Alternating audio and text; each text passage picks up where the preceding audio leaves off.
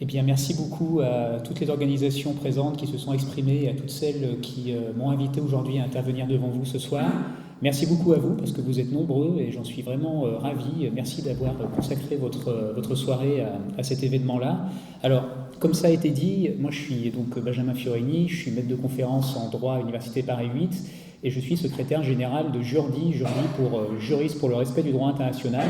C'est une association qu'on a créée il y a un peu plus d'un an maintenant avec des camarades juristes, alors beaucoup d'universitaires comme c'est mon cas, beaucoup d'avocats et une poignée de magistrats. On est aujourd'hui à peu près 120 dans l'association.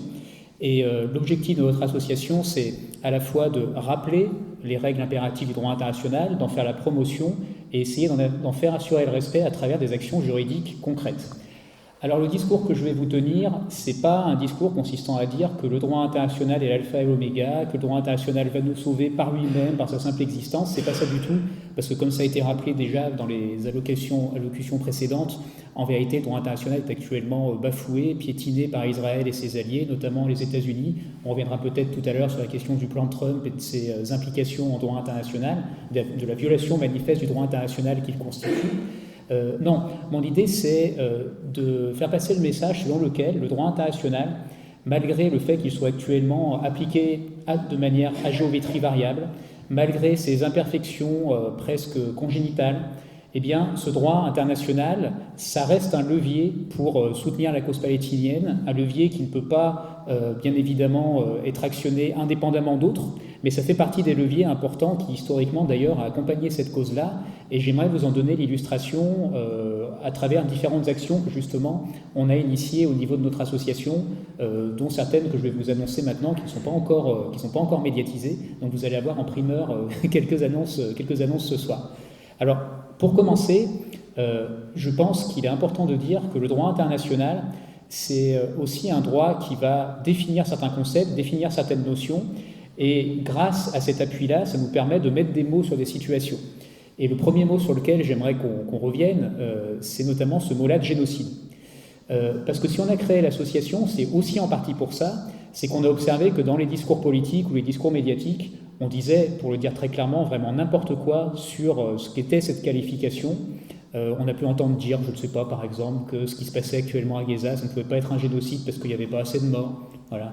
On a entendu des discours comme ça, si vous vous souvenez bien, on en entend toujours d'ailleurs, parce que la bataille sémantique, on va dire, est loin d'être gagnée. Alors, je vais essayer de vous expliquer pourquoi, selon notre association, si on se réfère au droit international, on peut véritablement parler de génocide dans la bande de Gaza.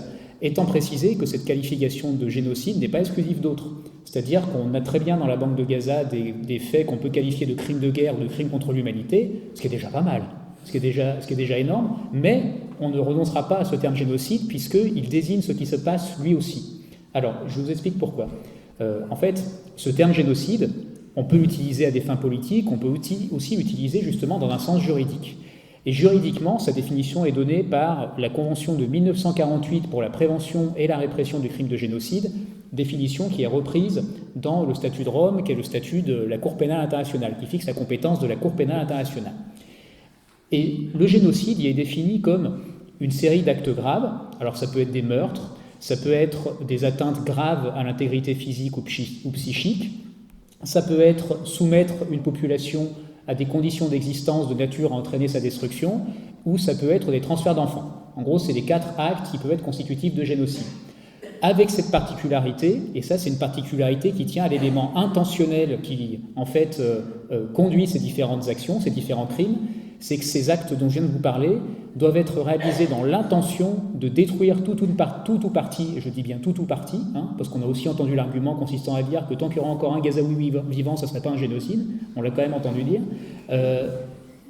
Donc réalisé dans l'intention de détruire tout ou partie du groupe protégé pour des motifs qui soient raciaux, nationaux, religieux, etc. ou ethniques. C'était le 4e qui me manquait. Alors, quand on regarde précisément ce qui se passe dans la bande de Gaza, on s'aperçoit en vérité que tous ces critères sont remplis. Alors, les meurtres, je n'ai pas besoin de vous faire un dessin, vous connaissez la situation. On a atteint le cap des 70 000 morts, dont 2 tiers de femmes et d'enfants, et sachant que ce chiffre ne comptabilise même pas les décès indirects, qui seraient dus par exemple à la malnutrition, aux mauvais soins, enfin à l'insuffisance des soins, etc. Concernant les atteintes graves à l'intégrité physique ou psychique, les amputations, la torture, rien qu'évoquer ces 2 points-là suffit à caractériser l'existence même des faits. Pour ce qui est de la soumission d'un groupe à des actes de nature entraîner sa destruction totale ou partielle, vous savez que Gaza a été soumis et reste soumise à un blocus humanitaire, de telle sorte que la famine est utilisée comme une arme de guerre, ce qui permet de qualifier ce point. Et ensuite, sur le volet intentionnel, comment on fait finalement pour caractériser une intention génocidaire? On fait comme on fait pour toutes les affaires pénales, y compris en France par exemple. On regarde 2 choses. On regarde qu'est-ce que disent les personnes qui commanditent ces actes, quelles sont leurs déclarations, quel est leur narratif, et on regarde les faits eux-mêmes. Est-ce que des faits eux-mêmes, on ne peut pas dégager une intention génocidaire? Alors moi j'ai tendance à penser que rien que par les faits qui sont commis, on peut déduire l'intention génocidaire, et quand on regarde les déclarations, je pense que vous avez tous en tête les déclarations qui ont pu être faites. Alors par exemple par Yoav Gallant, qui est l'ancien ministre des Armées, qui a pu dire, ça a été rappelé tout à l'heure, que l'objectif de l'armée israélienne était de combattre des animaux humains. Donc là on a véritablement une déclaration purement génocidaire. Vous avez le président Isaac Herzog qui a pu dire que le fait qu'il y ait une population palestinienne innocente de ce qui s'était passé le 7 octobre 2023 était un mythe, c'est-à-dire qu'il n'y a pas de population innocente et qu'il convenait par conséquent de lui briser la colonne vertébrale, en insistant sur l'idée qu'il y avait par là une forme de punition collective à infliger à la population gazaoui. Là encore, on est face à une déclaration ouvertement génocidaire, et je passe sur certaines déclarations que vous avez sans doute entendues par ailleurs, certains responsables politiques qui parlaient d'envoyer une bombe nucléaire sur Gaza, d'autres qui ont pu avoir des propos véritablement appelant au nettoyage ethnique.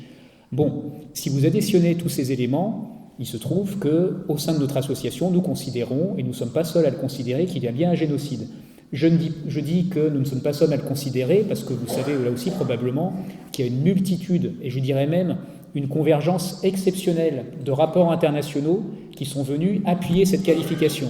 Je pense à des rapports réalisés par des experts onusiens, je pense notamment au rapport de Francesca Albanese dès mars 2024 qui publie un rapport intitulé « Anatomie d'un génocide ». Je pense à des rapports rendus par des organisations internationales comme Amnesty International par exemple, comme Human Rights Watch et bien d'autres, Médecins sans frontières, bref. Je ne vais pas vous faire toute la litanie, mais on peut dire que cette qualification, aux yeux du droit, est justifiée. Alors maintenant, la question c'est, quelles sont les conséquences juridiques? Une fois qu'on a dit cela, quelles sont les conséquences juridiques? Eh bien, il y en a une sur laquelle je vais revenir tout de suite, qui est importante, qui est cette idée de prévention du génocide. Tout à l'heure, je vous ai dit que le mot génocide était défini dans une convention de 1948 intitulée « Convention pour la prévention et la répression du crime de génocide ». Eh bien, cette convention, elle prévoit, comme son titre l'indique, que tous les États signataires, et y compris d'ailleurs les États non signataires, parce que ça fait partie des normes de Ius Cogens, c'est-à-dire des normes impératives du droit international en vérité, donc tous les États signataires, dont la France, ont l'obligation de prévenir le crime de génocide lorsqu'il existe un risque plausible que ce génocide soit commis. Donc à partir de là, une fois qu'on a dit ça, il y a 2 questions qui se posent, pour le cas de la France, mais ça serait valable pour tous les pays. Première question, est-ce que la France a connaissance d'un risque plausible de génocide? Ça, c'est la première question juridique qu'on doit se poser. Et deuxième question, si la réponse est oui à la première question, est-ce que la France a pris des mesures pour empêcher la commission de ce crime de génocide? Alors, première question, est-ce que la France a connaissance d'un risque plausible de génocide? Eh bien, la réponse est forcément oui, au moins depuis le 26 janvier 2024. Pourquoi cette date? Parce que c'est à cette date que la Cour internationale de justice a rendu une ordonnance qui, justement, indique, noir sur blanc, qu'il y a un risque plausible de génocide dans la bande de Gaza. Qui, dans son ordonnance, ordonne des mesures conservatoires à Israël pour faire cesser ce risque, mesure qu'elle lui a rappelée par 3 fois et que Israël n'a jamais appliquée. Donc ça signifie qu'au moins depuis cette date, on pourrait prendre une date antérieure au regard des déclarations que je vous ai mentionnées tout à l'heure et qui sont en fait antérieures à cette date du 26 janvier 2024. Mais rien qu'en prenant cette date, ça veut dire que ça fait plusieurs dizaines de mois que la France a objectivement, nécessairement connaissance de ce risque de génocide dans la bande de Gaza. Alors maintenant, la question c'est, qu'est-ce qu'a fait la France? Qu'est-ce qu'a fait la France pour prévenir ce crime de génocide? Alors là aussi, la Cour internationale de justice dans une autre décision, qui est une ordonnance cette fois du 30 avril 2024, a donné une sorte de feuille de route aux États pour l'application de cette obligation de prévention du génocide. Elle a expliqué en gros, mais concrètement, qu'est-ce que ça signifie pour un État devoir prévenir un génocide? Qu'est-ce que ça implique? Qu'est-ce qu'on doit faire en tant qu'État pour prévenir un génocide? Et elle écrit, la Cour internationale de justice, ça signifie que les États, donc là encore une fois la France notamment, doivent mettre en œuvre, je cite, tous les moyens qu'ils ont raisonnablement à leur disposition pour faire pression sur l'entité génocidaire afin qu'elle stoppe son génocide. Donc ça veut dire, si je reformule, que la France aurait dû mettre en œuvre tous les moyens qu'elle avait raisonnablement à sa disposition pour faire pression sur Israël afin qu'Israël stoppe son entreprise génocidaire. Concrètement, ça passe par quoi? Qu'est-ce qu'aurait pu faire la France? Elle aurait pu, par exemple, prendre des sanctions ciblées contre des dirigeants israéliens qui auraient ouvertement appelé au nettoyage ethnique ou concouru à la commission de ces crimes. Eh bien, il se trouve qu'actuellement, à l'heure où je parle, il n'y a pas un seul dirigeant israélien, y compris parmi les ministres extrémistes, Smotrich, etc., qui fait l'objet d'une sanction de la part de la France. C'est-à-dire qu'il n'y a pas un seul de ces ministres qui est, par exemple, persona non grata sur notre sol, comme ça s'est fait, par exemple, en Slovénie. La Slovénie a décidé de faire en sorte que certains ministres israéliens soient persona non grata sur son sol, ne puissent pas se rendre en Slovénie. Mais il se trouve que la France n'a même pas été capable de faire ça. Donc actuellement, c'est open bar, ils peuvent venir, ils peuvent repartir, il n'y a pas de sanctions particulières. Deuxième chose qu'aurait pu faire la France, et qui là aussi relève de l'évidence, me semble-t-il, c'est cesser d'être un point soit de livraison, soit de transit d'armes qui ensuite sont acheminés vers l'État d'Israël pour servir potentiellement et réellement, vraisemblablement, son entreprise génocidaire ou même à minima les crimes de guerre, crimes contre l'humanité. Est-ce que la France a été capable de faire ça? Vous savez que non. Vous savez que non parce que vous savez qu'il y a encore des armes ou des composants d'armes qui circulent par nos ports, par exemple par le port de Fos-sur-Mer, par le port du Havre, ou qui circulent par voie aérienne, par Roissy-Charles de Gaulle par exemple, et qui sont ensuite acheminés vers Israël. Et je dirais tout à l'heure un mot d'une action qu'on a entreprise contre Eurolinks à ce niveau-là. Donc même ça, la France n'est pas capable de le faire, alors même que, en plus de cette obligation de prévention du génocide, il y a un autre traité qui existe, qui s'appelle le traité sur le commerce des armes, et qui interdit aux États de prendre le risque de nourrir une entreprise criminelle quand il s'agit de crimes internationaux. Ça veut dire que si vous savez qu'il y a un risque que les armes ou les composants d'armes que vous livrez soient utilisés aux fins de commettre soit des crimes de guerre, soit des crimes contre l'humanité, soit, a fortiori, un crime de génocide, vous êtes censé vous abstenir de procéder à ces livraisons ou à ces transits. Eh bien, là, on retombe sur le même problème que tout à l'heure, c'est que ce risque est parfaitement avéré. Et quelle est la défense, finalement, du gouvernement français à cet égard-là? Je ne sais pas si vous la connaissez, je pense que oui. C'est de dire, ah mais en fait, on continue à livrer certaines armes avec un contrôle strict, et en fait, ces armes-là, elles sont destinées soit à un usage civil, soit à un usage défensif, soit à être réexpédiées vers d'autres pays. Mais le problème, c'est que le gouvernement français n'a absolument aucun moyen de vérifier cela. Il n'a aucun moyen de vérifier si les armes sont réexportées ou pas, si elles ont un usage défensif ou pas, si elles ont un usage civil ou pas.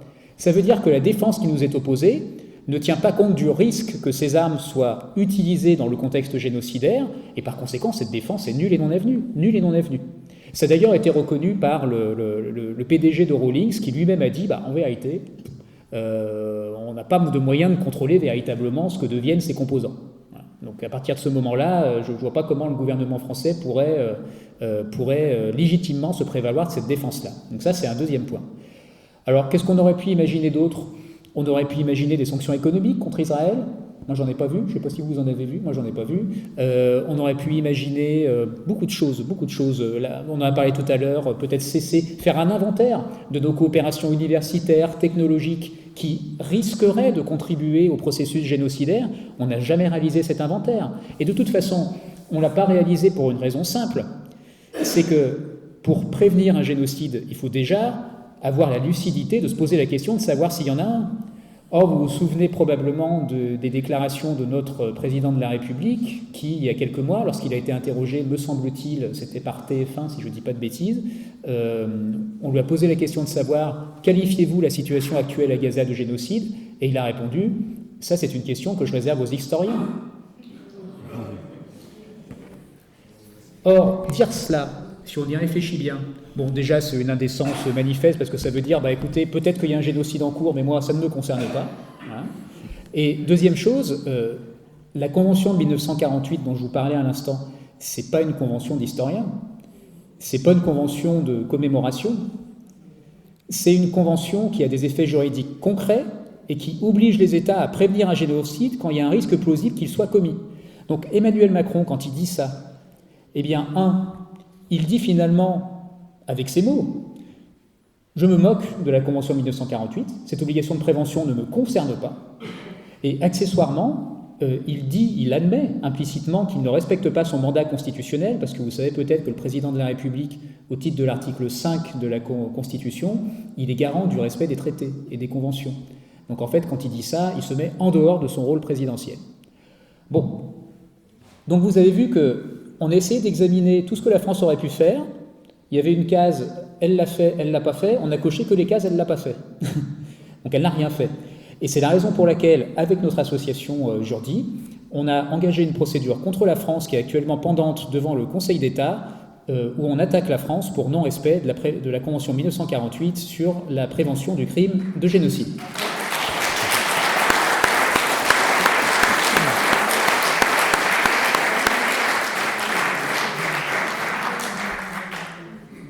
Et ça avance dans le sens où nous avons reçu la réponse du gouvernement à nos arguments que je viens de vous présenter un peu succinctement, mais grosso modo, c'est ça qu'on dit dans notre requête. Et alors franchement, je ne peux pas vous faire l'énoncé de tout ce que nous répond le gouvernement, mais vraiment, c'est stratosphérique. C'est stratosphérique. Moi, j'aimerais beaucoup rencontrer les juristes du gouvernement, ça a l'air d'être des gens très créatifs, parce que je vais vous donner un exemple que j'ai donné tout à l'heure à certains d'entre vous en privé. Par exemple, le gouvernement utilise l'argument suivant. Nous pensons que l'obligation de prévention du génocide ne pèse pas sur nous, ne pèse pas sur la France, à partir du moment où le génocide n'a été reconnu par aucune juridiction internationale.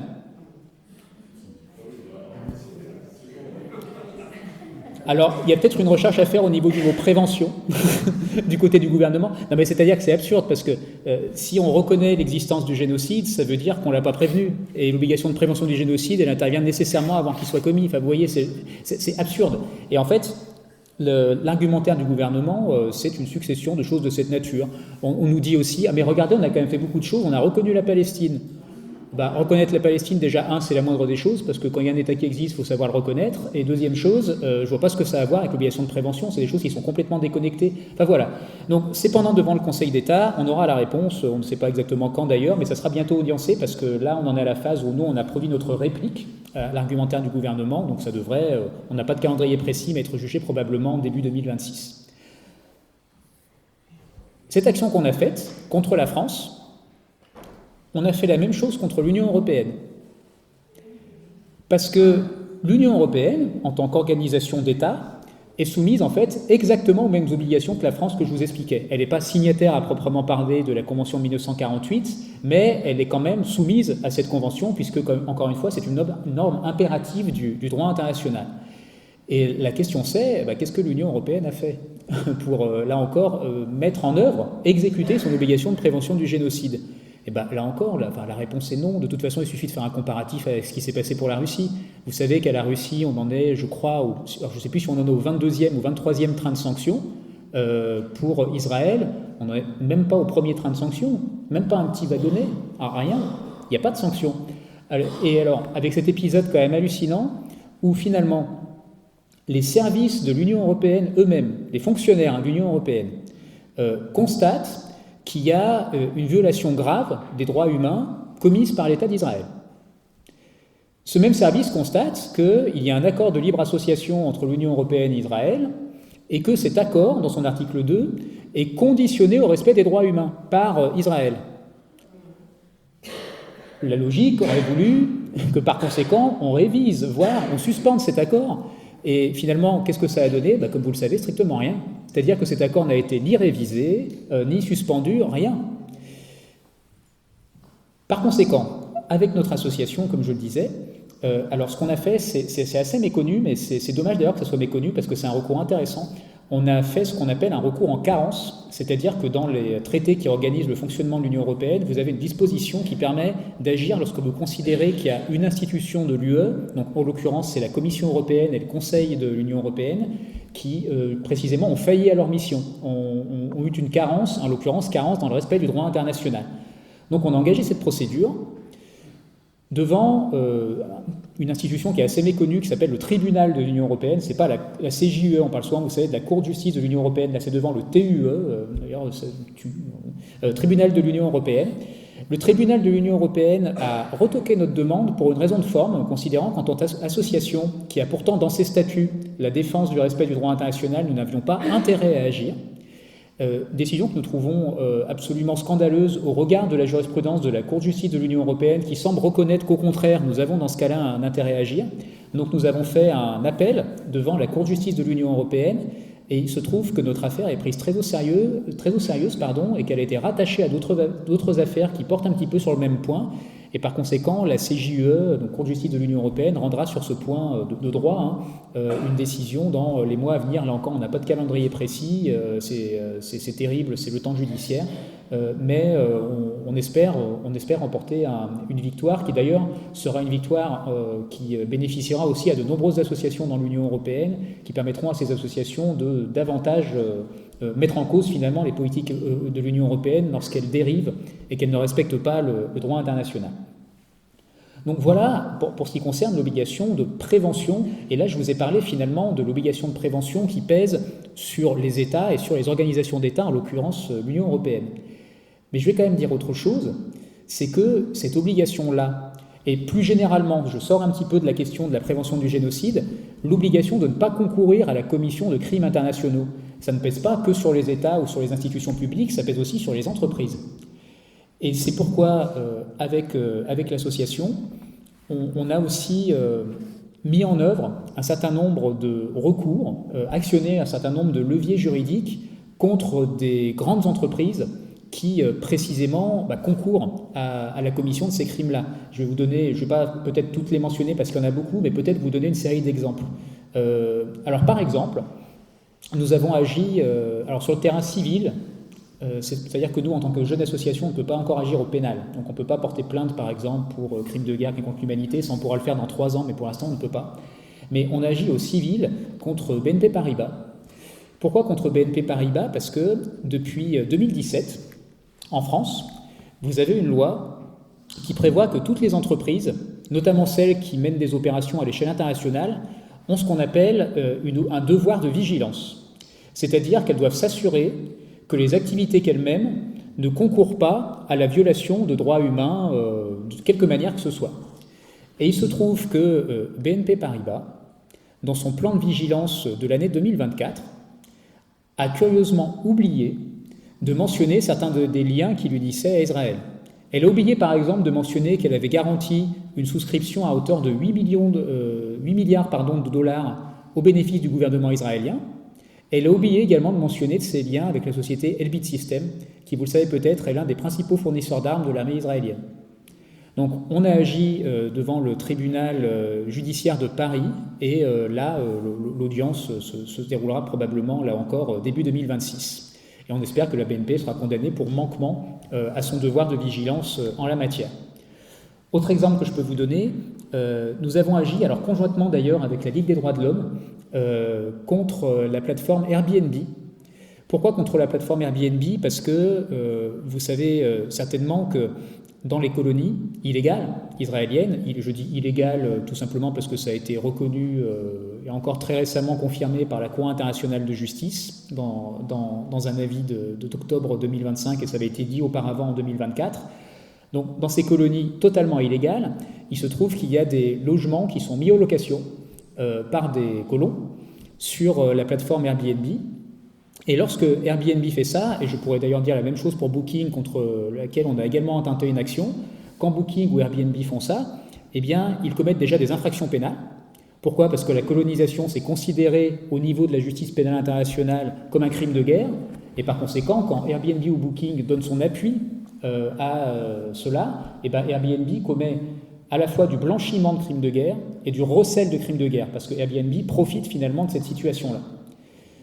Et alors nous, ce qu'on fait avec Jordi, puisqu'on ne peut pas agir au pénal, en fait on vient en soutien de la LDH sur le volet cette fois civil, et on agit pour faire en sorte que tous les contrats Airbnb passés avec des colons dans les colonies illégales soient considérés comme nuls et par conséquent retirés de la plateforme avec une astreinte importante de ce point de vue financier qui va inciter Airbnb, on l'espère, à retirer justement ces offres. Alors étant précisé que la défense d'Airbnb en la matière, c'est de dire « Ah mais attendez, en fait nous, tout l'argent qu'on gagne à travers finalement l'allocation de ces logements-là, on les reverse ensuite à des associations. Donc il n'y a pas de problème. » Là, en fait, si, il y a un problème, parce qu'en faisant ces annonces-là, vous enrichissez les colons, quoi qu'il en soit.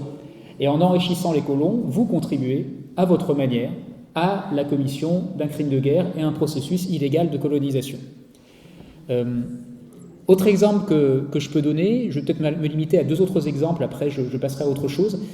Donc je vous disais tout à l'heure qu'on agit également contre Eurolinks. Donc Eurolinks, donc dans le principal entrepôt est basé à Marseille. Alors pourquoi on agit contre Eurolinks? Parce que il s'avère que dans le cadre des crimes actuellement commis à Gaza, l'armée israélienne utilise notamment un fusil mitrailleur qui s'appelle le Negev. Je ne sais pas si vous avez vu ça dans la presse. Et il se trouve que, du coup, c'est un fusil mitrailleur.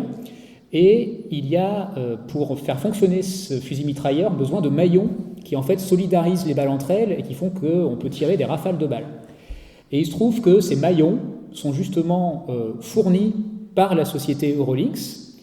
Et il se trouve par ailleurs que certains médias d'investigation, je pense notamment à Disclose, ont révélé le fait, à travers des enquêtes extrêmement sérieuses et poussées, qu'en vérité, ces fusils mitrailleurs étaient bien utilisés pour commettre les crimes dont je vous parlais tout à l'heure.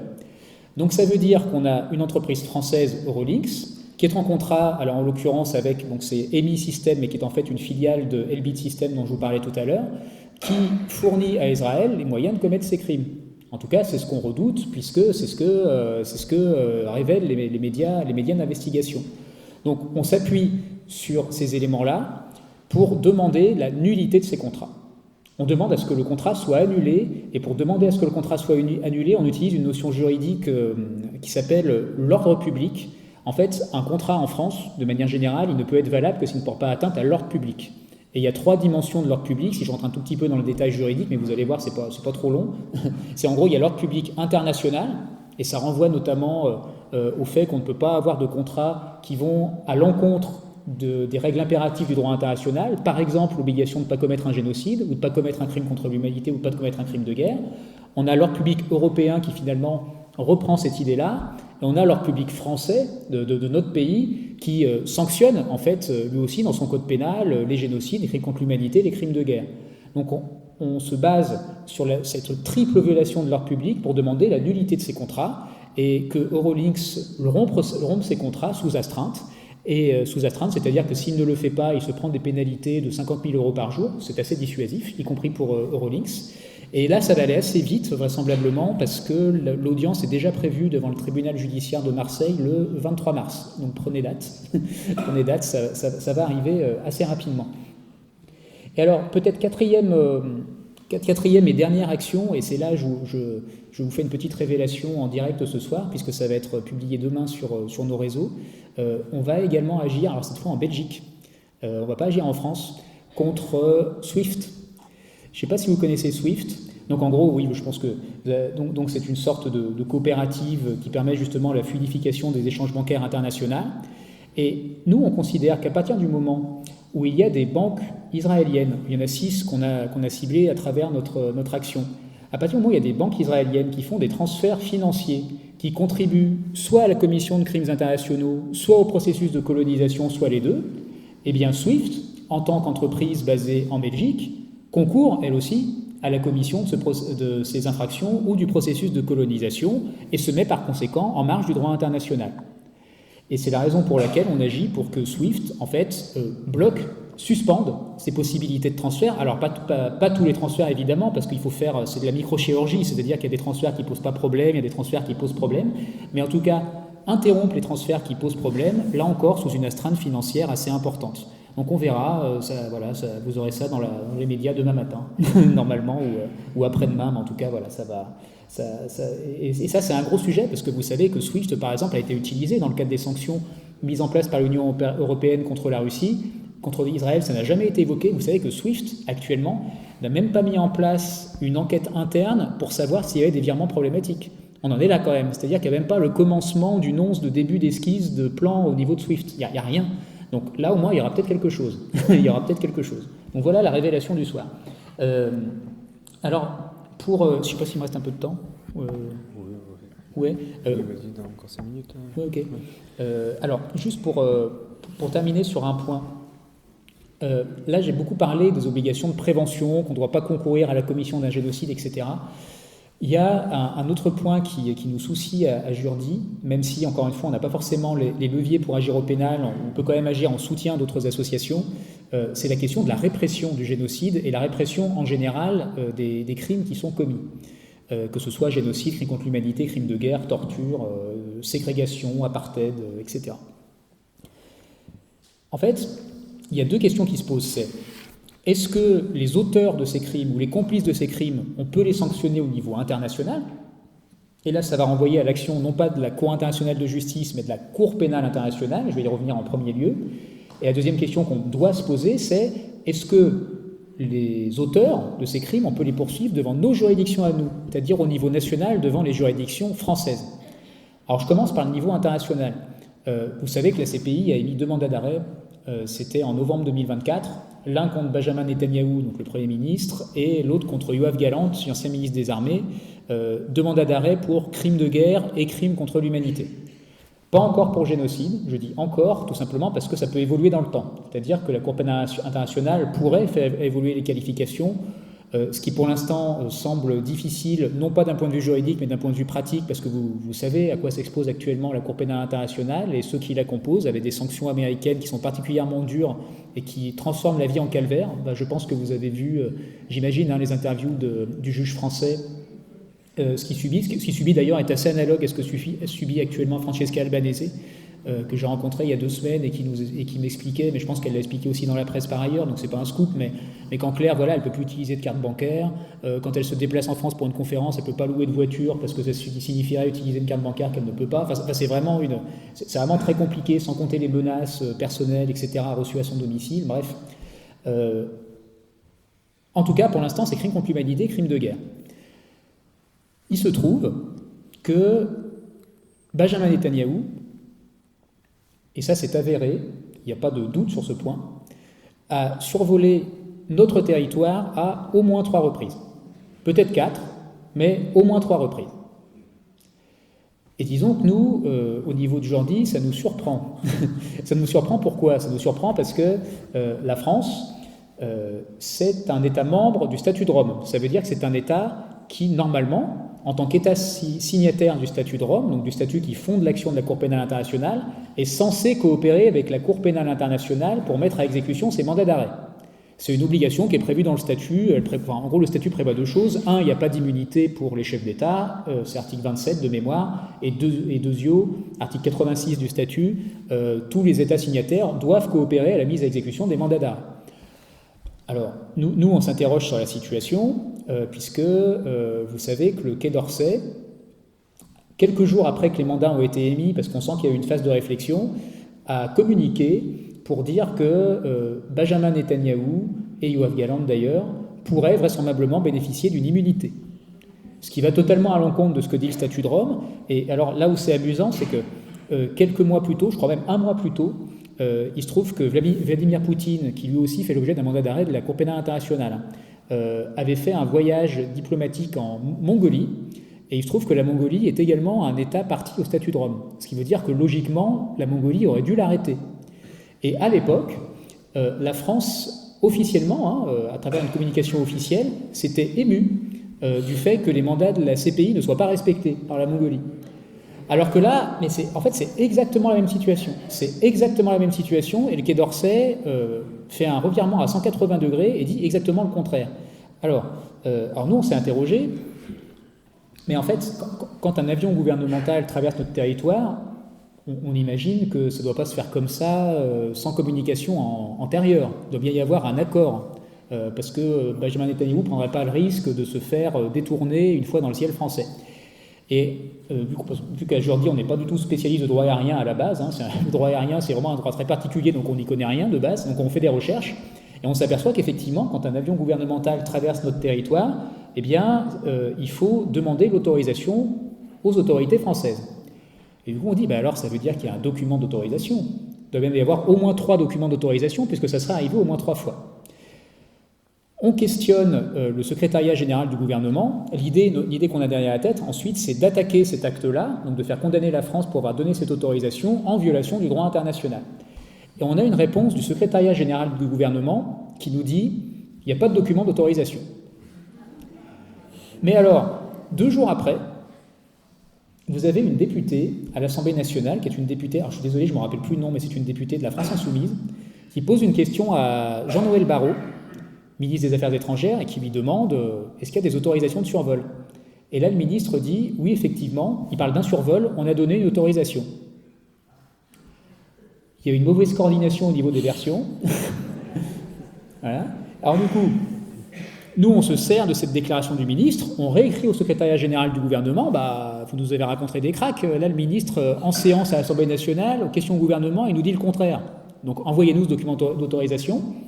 Silence radio du côté du secrétariat général du gouvernement. Et ce qu'on fait par conséquent, c'est qu'on saisit la CADA, vous savez, c'est la commission d'accès aux documents administratifs, pour lui demander droit d'accès à ce document d'autorisation. Et très récemment, c'était il y a 1 mois, la CADA nous a donné raison et a demandé au gouvernement de nous transmettre le document d'autorisation, mais pour l'instant, le gouvernement ne nous l'a pas transmis. Et on va certainement devoir poursuivre devant le Conseil d'État qui ordonnera cette fois-ci avec injonction et probablement astreinte au gouvernement de nous le communiquer. Donc on attend, on attend, mais en tout cas, on ne manquera pas de vous informer lorsqu'on aura le document. Ça risque d'être intéressant. Ça risque d'être intéressant. Donc bon, ça c'est pour le volet à l'international. Mais sans même parler du volet international, si on reste simplement dans le cadre français, est-ce que la France peut avoir compétence pour juger les auteurs de crimes commis dans la bande de Gaza, ou en Cisjordanie d'ailleurs, puisqu'il y a, comme vous le savez, il y a également des crimes de cette nature commis en Cisjordanie? Eh bien, la réponse est oui, sous certaines conditions. Alors déjà, j'aimerais dire que la France a compétence, et c'est en fait son critère, quand vous regardez les affaires traitées devant nos juridictions pénales, le principal critère de compétence dans 99% des affaires, c'est le fait que les crimes ont eu lieu en France, C'est ça qui rend nos juridictions compétentes. Et en fait, il faut quand même savoir qu'il y a des crimes en lien avec ce qui se passe à Gaza qui ont lieu en France.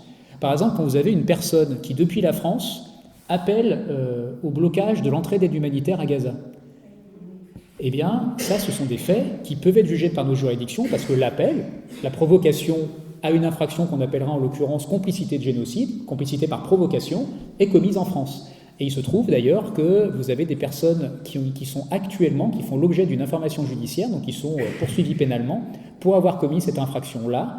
Et là où je salue, c'est un motif de satisfaction, c'est que dans cette affaire dont je vous parle, le parquet national antiterroriste, sur lequel il y aura bien des choses à dire, je vais y venir après parce qu'on peut faire des critiques, a bien retenu la qualification de complicité de génocide.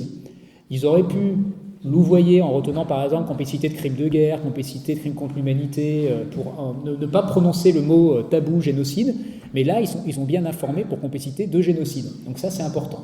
Et puisqu'on est sur la question de la complicité, je vais quand même ajouter quelque chose, c'est que, bon, en droit français, c'est pas si facile que ça à caractériser la complicité d'infraction. Pourquoi ? Parce que, théoriquement, pour qu'il y ait complicité, normalement, il faut qu'il y ait ce qu'on appelle un acte positif en droit, c'est-à-dire un acte concret qui soit commis par le complice. C'est-à-dire, c'est pas normalement simplement une abstention, c'est pas le fait de laisser courir, de laisser une situation se dérouler elle-même, c'est le fait de soi-même prendre un acte qui concourt à la commission de l'infraction.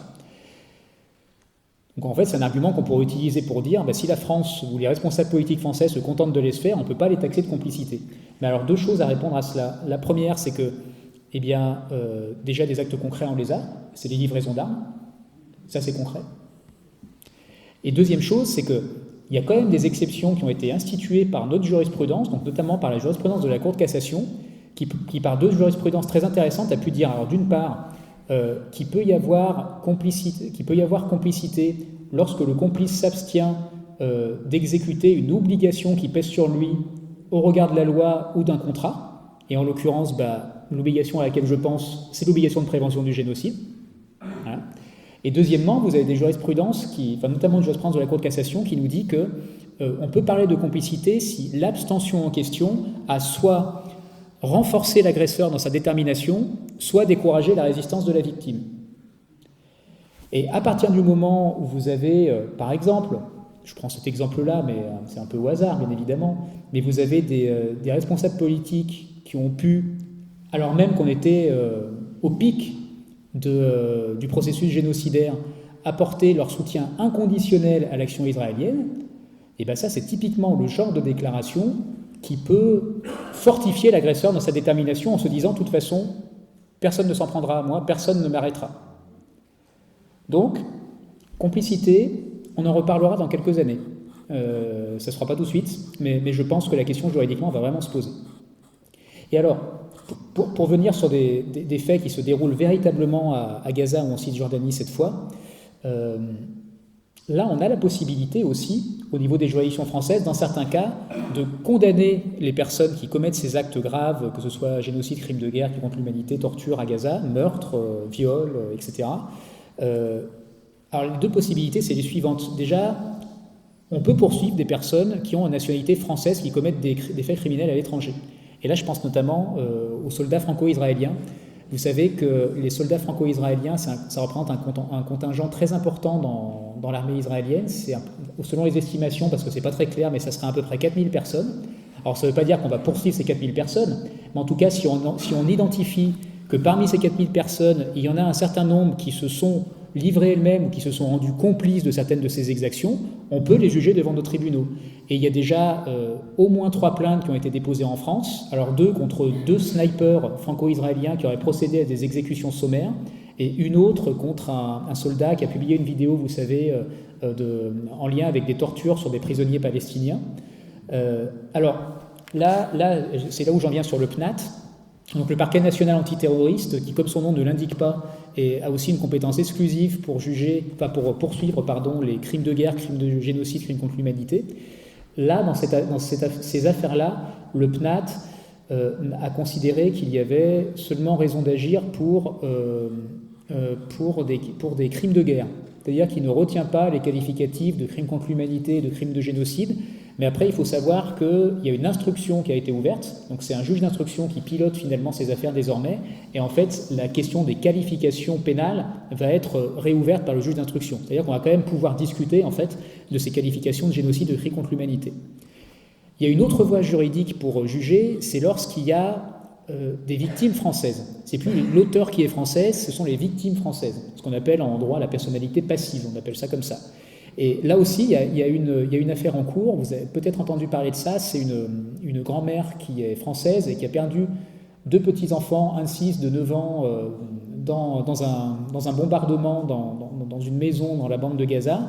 Et alors là, c'est pareil, donc là, il y a une ouverture d'information judiciaire, et là encore, le parquet a décidé d'ouvrir simplement pour crime de guerre. Il n'a pas retenu les qualifications de crime de génocide, de crime contre l'humanité, et pour des raisons qui montrent quand même que le parquet national antiterroriste est plus que prudent, voilà, j'imagine très sensible aux échos politiques que pourraient avoir ces décisions. Alors par exemple, pour écarter le fait que ça puisse être un crime contre l'humanité, il indique que la maison était peut-être ciblée en raison des activités de la mère de ses enfants. Voilà, c'est un argument curieux. Et deuxièmement, pour éviter la qualification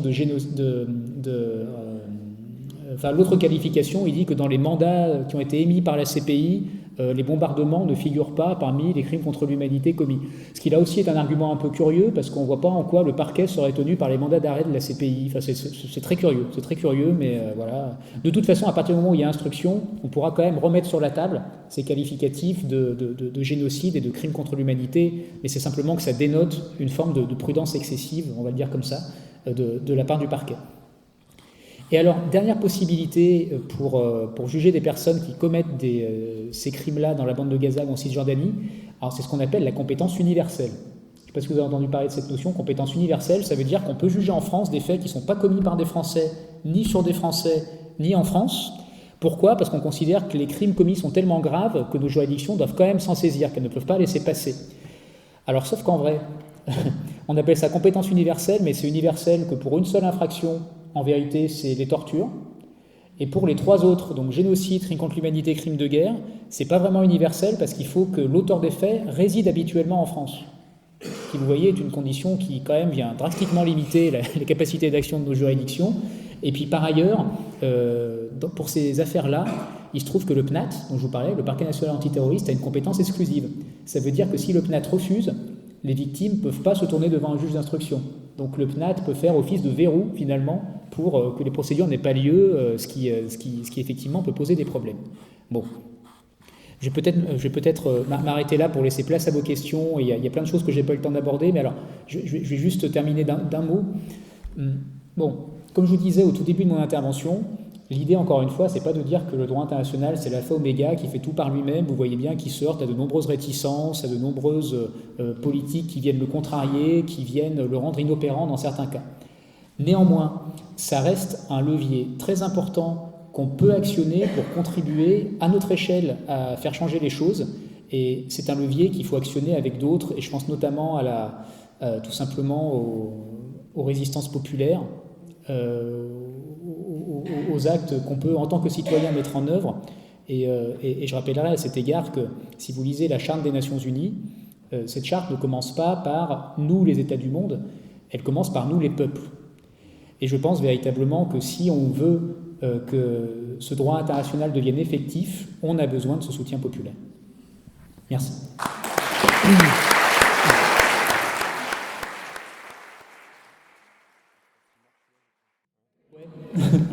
Donc je disais, la première question portait sur les mandats d'arrêt émis contre Benjamin Netanyahou et Yoav Gallant pour crimes de guerre et crimes contre l'humanité. C'était en novembre 2024.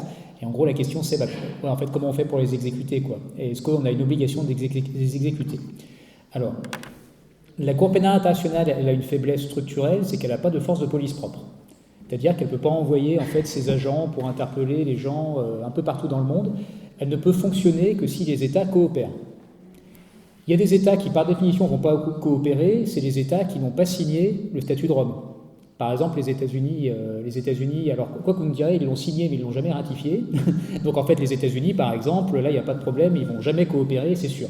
Par contre, les États signataires, notamment la France, mais pas que, il y a quand même un nombre substantiel de pays dans le monde qui ont signé cette convention, doivent normalement coopérer. Donc la France, théoriquement, devrait arrêter Benjamin Netanyahou. Elle ne le fait pas. Qu'est-ce qui se passe? C'est ça votre question. Eh bien, pas grand-chose en vérité. Il se passe exactement...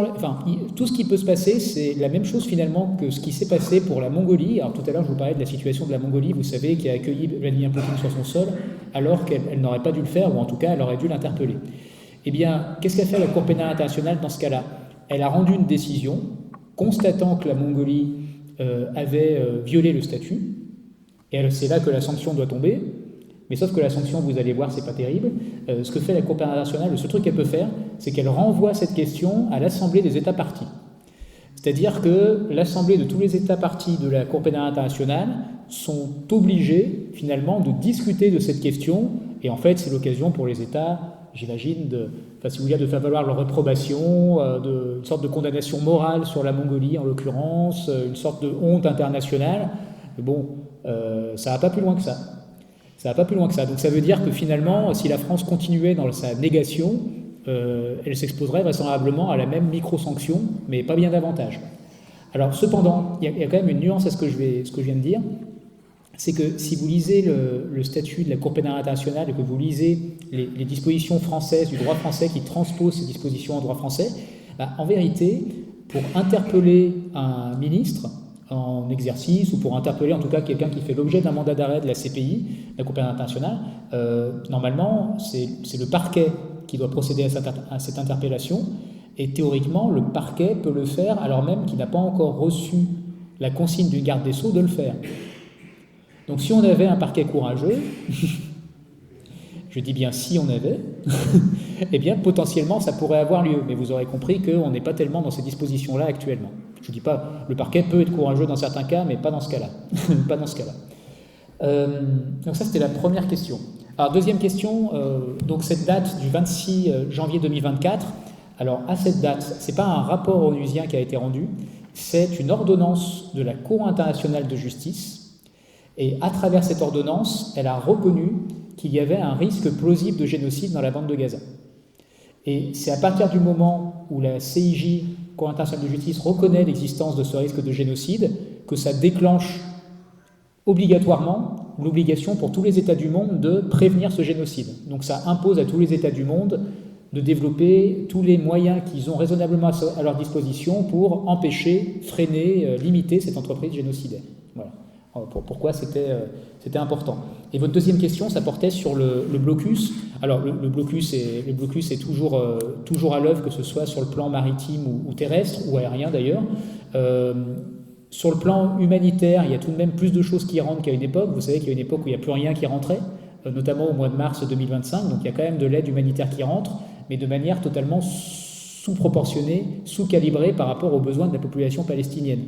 Donc en vérité, c'est un blocus qui perdure et qui est totalement illégal au regard du droit international, parce qu'il y a une chose dont je n'ai pas parlé, c'est que Israël, juridiquement parlant, à Gaza, a le statut de puissance occupante. C'est le terme consacré, l'expression consacrée en droit international, elle est puissance occupante de la bande de Gaza.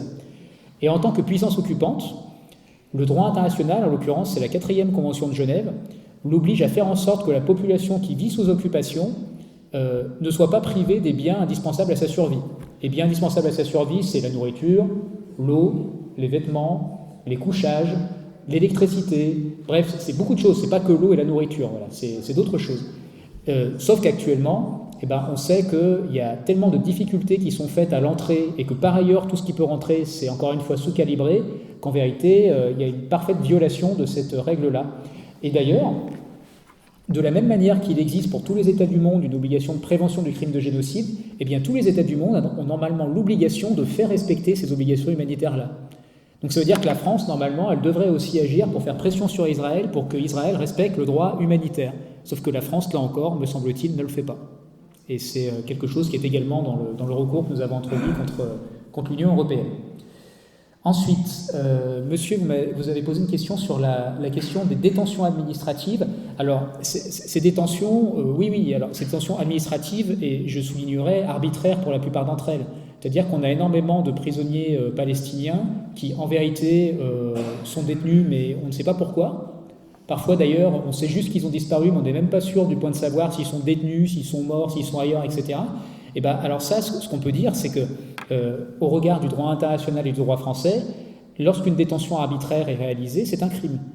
C'est un crime, alors les qualifications peuvent varier, mais par exemple, en droit français, on appellerait ça détention arbitraire, c'est un crime puni de 20 ans de réclusion criminelle en France. Séquestration, puisque vous enfermez une personne contre son gré, sans titre pour le faire. Donc là aussi, c'est 20 ans de réclusion criminelle.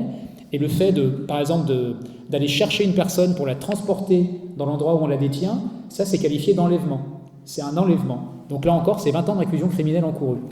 Est-ce que nous, on peut juger ces faits-là? Oui, mais sous réserve de ce que je vous disais tout à l'heure, c'est qu'il faut que ces faits soit commis par un ressortissant français, soit sur un ressortissant français, soit que ça relève de la compétence universelle. Alors si c'est accompagné de torture, par exemple, ça l'est. Si ce n'est pas accompagné de torture, ça ne l'est pas. Et bien souvent, c'est accompagné de torture. Je pense qu'il y a là encore moult rapports qui l'étayent. Il y a les travaux de Stéphanie Latabdallah qui l'étayent aussi, que je vous invite à lire. Bref, il y a beaucoup de choses à dire sur ce sujet-là. Et alors, pardon, j'ai mal noté la 4e question. Ah oui, pardon, c'était sur la compétence universelle. Compétence universelle, est-ce qu'on pourrait l'actionner différemment que devant les juridictions françaises? En fait, là, c'est difficile de vous répondre. Enfin, je vais quand même vous répondre, bien sûr, mais en fait, ça dépend des législations de chaque pays. C'est-à-dire que la compétence universelle, la manière dont on la définit en France, c'est ce que je vous ai expliqué. C'est-à-dire que c'est, pour les tortures, une compétence vraiment universelle. C'est-à-dire qu'on peut vraiment sanctionner tous les actes de torture, où qu'ils soient commis dans le monde, que ça implique des ressortissants français ou pas. Par contre, pour les génocides, crimes de guerre, crimes contre l'humanité, il faut que la personne, auteur, réside habituellement en France. Mais ça, c'est nos critères à nous. C'est nous qui en avons décidé, et les autres pays ne sont pas obligés de décider ça. Et il y a des pays où, par exemple, les critères restrictifs dont je viens de vous parler, typiquement résidence habituelle sur le territoire français, n'existent pas. Par exemple, en Allemagne. Ça peut paraître curieux, mais en Allemagne, ce critère restrictif n'existe pas. Il n'y a pas besoin que l'auteur des faits réside habituellement sur le territoire allemand pour être jugé en Allemagne. Alors après, l'Allemagne, c'est un cas particulier. C'est pas forcément sur ces juridictions-là qu'il faut miser, vu le contexte géopolitique. Mais en tout cas, voilà, il y a effectivement d'autres États que nous qui prévoient ce principe de compétence universelle, ils sont d'ailleurs très nombreux, et on peut imaginer que s'il y a une personne qui transite par l'un de ces territoires, qu'elle puisse s'y faire interpeller pour s'y faire juger. C'est tout à fait envisageable.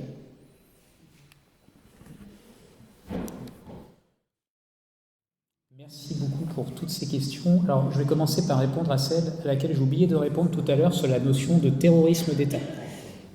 Oui.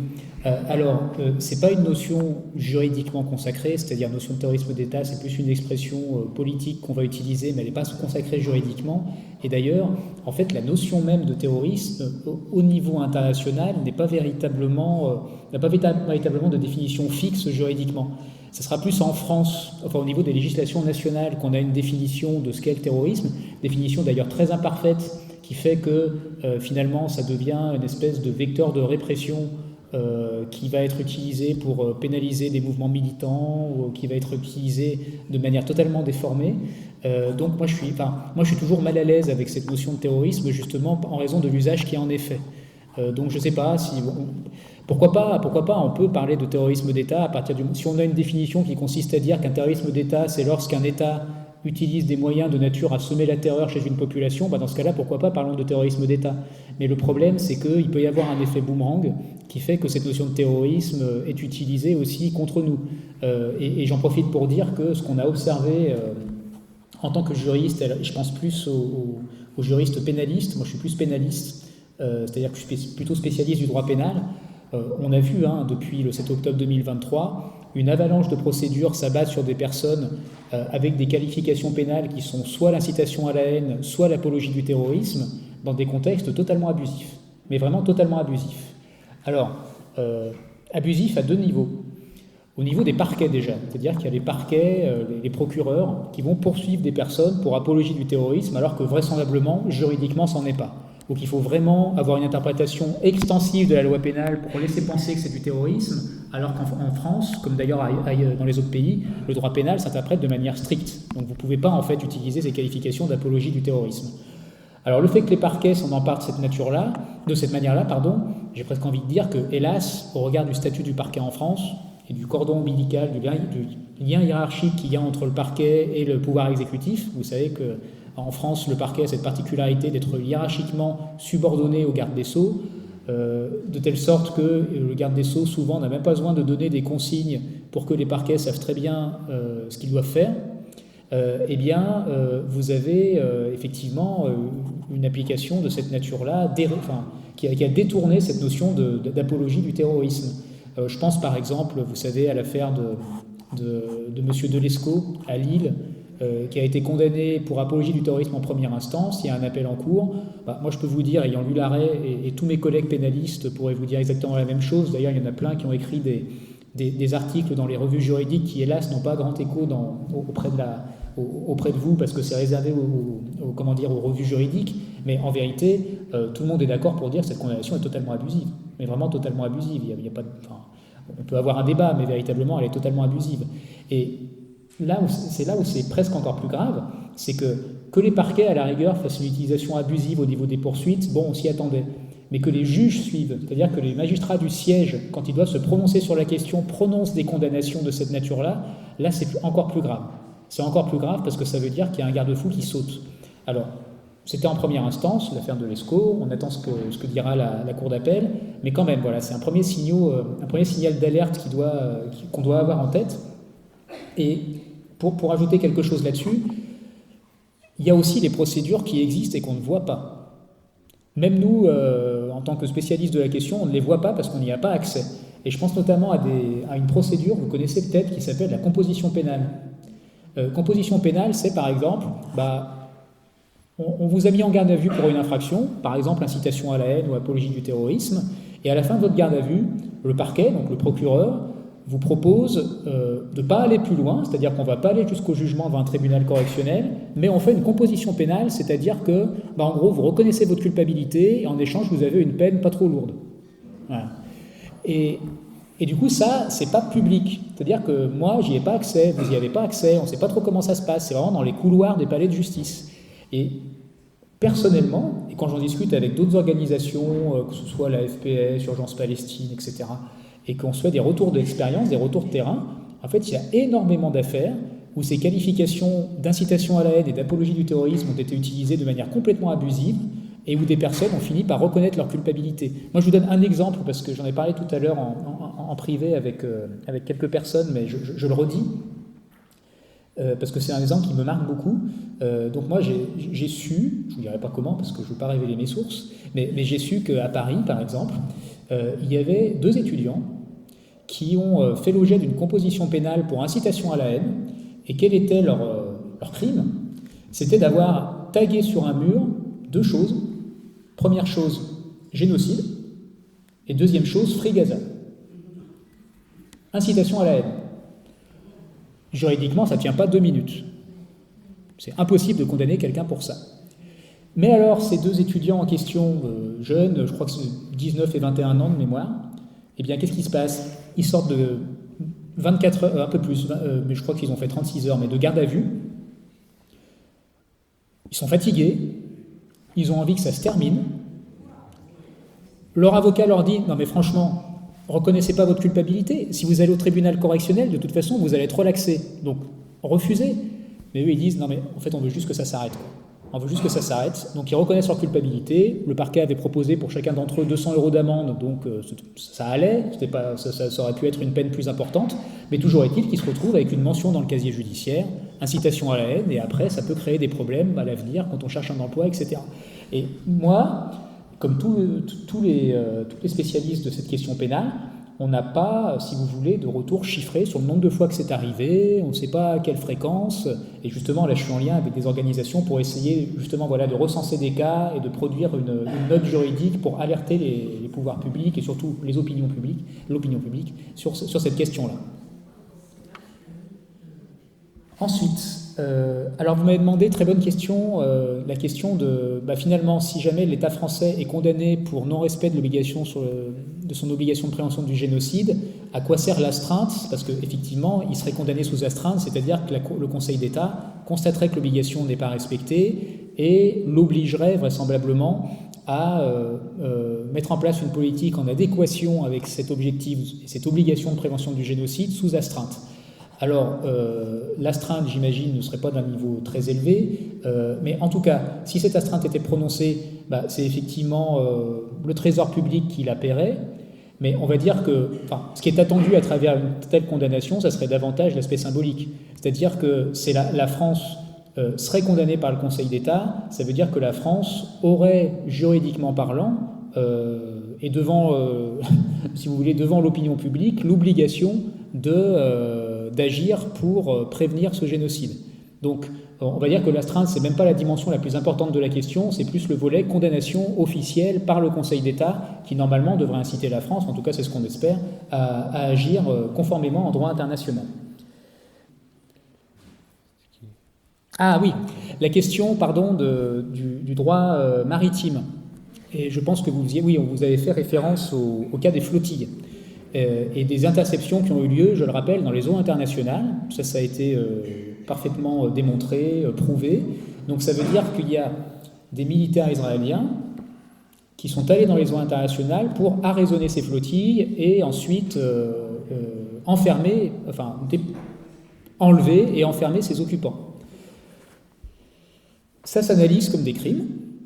Alors, je vous en parlais tout à l'heure, mais en fait, quand vous avez une personne qui est sur un navire et que vous la forcez à aller contre son consentement d'un point A ou à un point B, c'est un enlèvement. Certains diront en anglais kidnapping, mais bon, moi je préfère dire enlèvement, parce que kidnapping ça renvoie à un autre imaginaire quand on le dit comme ça, en français, mais moi je parle d'enlèvement. Le fait d'enfermer ces personnes, c'est de la séquestration arbitraire, ou de la détention arbitraire, c'est selon, mais dans tous les cas, c'est un crime qui est puni de 20 ans de réclusion criminelle en France. Et il y a un autre crime en plus qu'on peut ajouter, c'est un crime particulier du code pénal, c'est le détournement de navire. C'est un crime en tant que tel, et pareil, il est puni de 20 ans de réclusion criminelle. Oui, c'est rattachable au niveau international, on rattachera ça à de la piraterie. Donc, ça veut dire que les personnes qui se sont adonnées à ces comportements-là ont commis ces crimes. Maintenant, est-ce qu'on peut les juger en France? Eh bien, la réponse est oui, à partir du moment où les personnes qui ont subi ces crimes-là sont des ressortissants français. Ce que vous disiez tout à l'heure, c'est ce qu'on appelle la personnalité passive. Si parmi les victimes, on a des Français, ça veut dire qu'on peut juger les auteurs de ces crimes-là. Ça nous donne compétence en France pour juger les auteurs de ces crimes-là. Donc oui, et il y a une procédure d'ailleurs qui a été initiée, alors je ne sais plus qui y avait dans la procédure, je me souviens qu'il y a un avocat que je connais qui s'appelle Raphaël Kempf, où il y a une plainte qui a été déposée à Paris pour des faits de détournement de navire, d'enlèvement et de séquestration. Je ne sais pas où en est la plainte, à vrai dire, mais oui, il y a une affaire en cours. Et si on parvient à identifier ces personnes qui ont procédé à l'arraisonnement, et il y a des vidéos qui permettent de le faire pour certaines d'entre elles, et que ces personnes se retrouvaient en France, bien logiquement, on pourrait les interpeller et plus tard les juger. C'est possible. Alors les liens que nous avons avec d'autres organisations, alors oui, on a plein de partenaires avec lesquels on agit. Alors c'est plus des partenaires au niveau français. À tous ceux qui sont réunis là ce soir, la FPS, plein de collectifs locaux pour des affaires plus précises. Donc oui, plein de monde. On a comment dire un pôle partenariat qui fonctionne bien. Voilà, on est en lien avec beaucoup d'organisations. Peut-être qu'il parle au niveau juridique. Est-ce qu'il y a d'autres organisations alors par contre, est-ce qu'il y a d'autres organisations juridiques? Alors non, et justement, on en discutait avec Francesca Albanese, parce qu'elle est venue à l'Assemblée nationale il y a 2 semaines à peu près, pour présenter d'ailleurs un documentaire que je vous invite à voir, qui s'appelle Desunited Nation, qui parle justement de ce qui est en train de devenir l'Organisation des Nations Unies et tous les problèmes posés par la configuration actuelle, et notamment ce problème du droit de veto, qui aussi contribue énormément au fait que le droit international ne soit pas respecté et soit appliqué à géométrie variable. Elle nous disait que en fait, le travail de Jordi l'intéressait beaucoup parce qu'on s'est vraiment constitué pour traiter les questions juridiques en lien avec la situation palestinienne.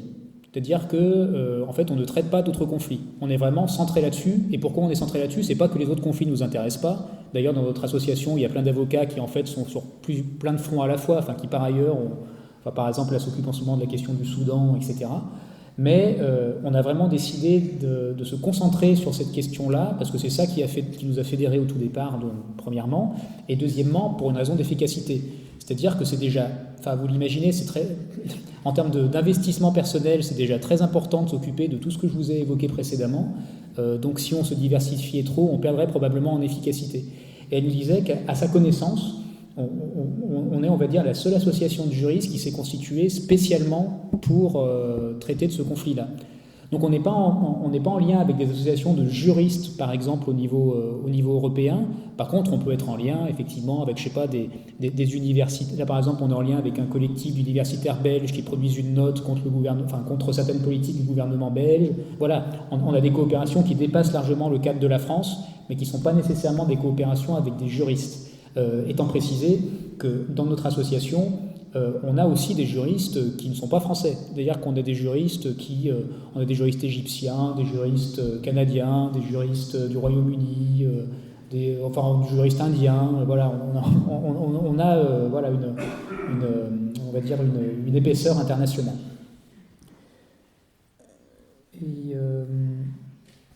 Et oui, alors la dernière question, sur est-ce que ça va pouvoir tenir longtemps?